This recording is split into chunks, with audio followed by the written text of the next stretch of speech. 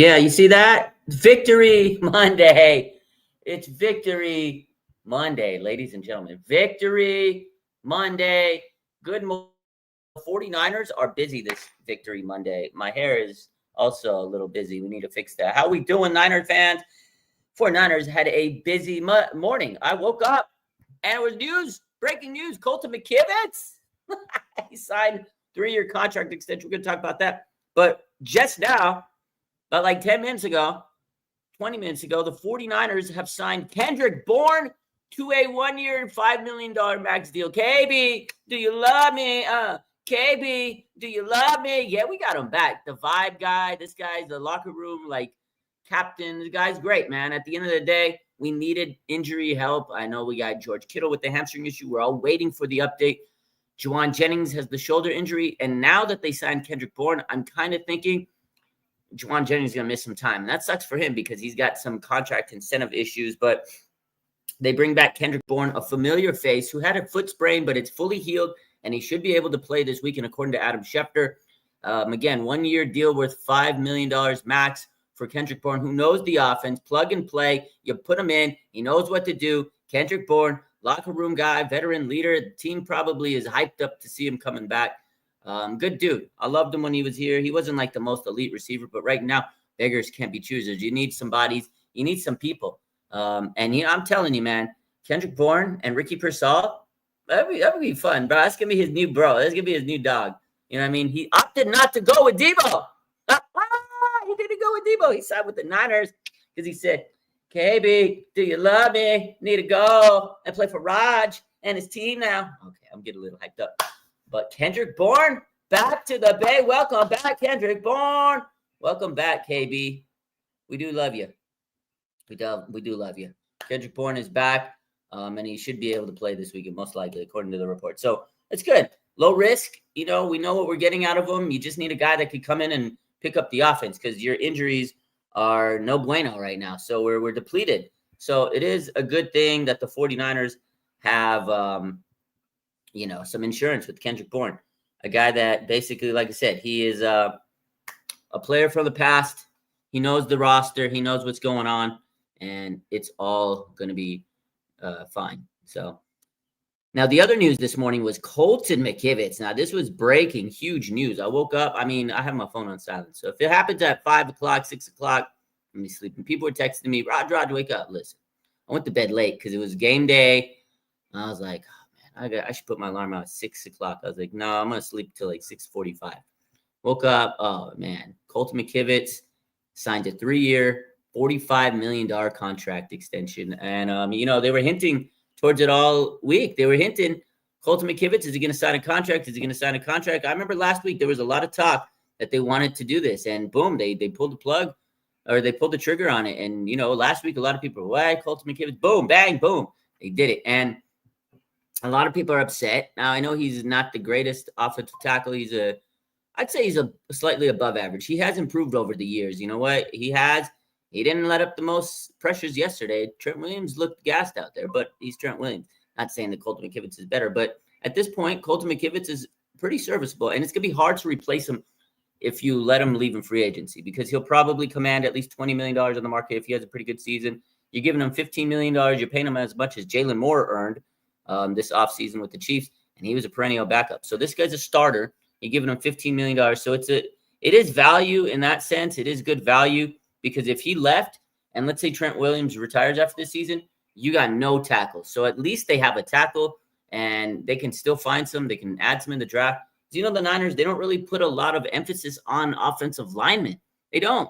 I could see them going, we'll get a 6th-round pick and throw them in there and let them develop. So at the end of the day, at least it gives you somewhat stability in your roster. So, I know he's not everybody's favorite player, but it's kind of nice to know that, okay, we got a guy that's going to be a starter. Now, can they improve? Absolutely.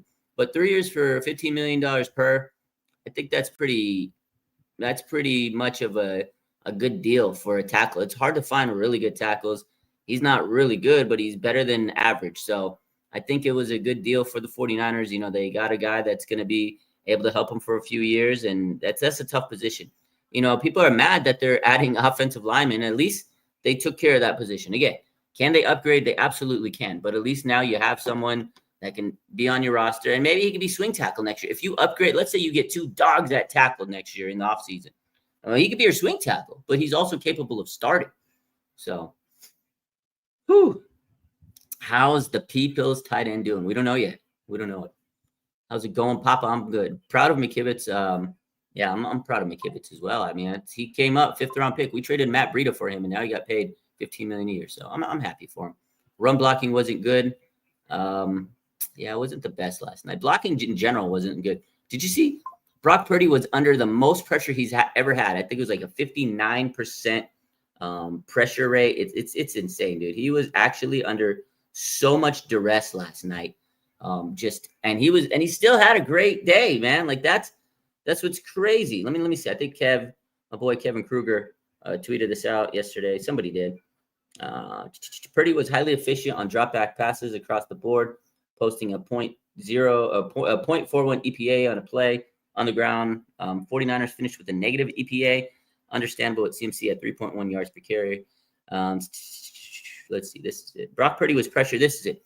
Brock Purdy pressured on a 57.9% of his dropbacks in the 49ers Week 1 win over the Seahawks, the highest pressure rate he's faced in his entire single-game career. When under pressure, Purdy completed 13 of his 20 attempts for 126 yards, a touchdown, and 2 interceptions while taking 1 sack. So, yes, they need to fix that protection on the O-line. Now, Colton Mckivitz was a part of that, but the 49ers top, you know what, their offensive line definitely needs to improve.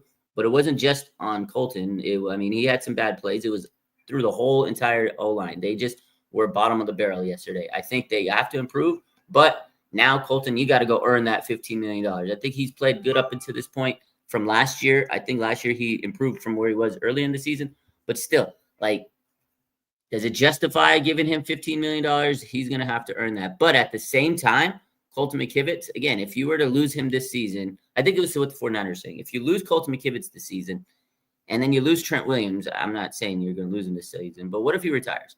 You got nobody at tackle. So I feel like, okay, at least it's like a placeholder, and then they'll go figure out what they're going to do. They need to figure out this O-line.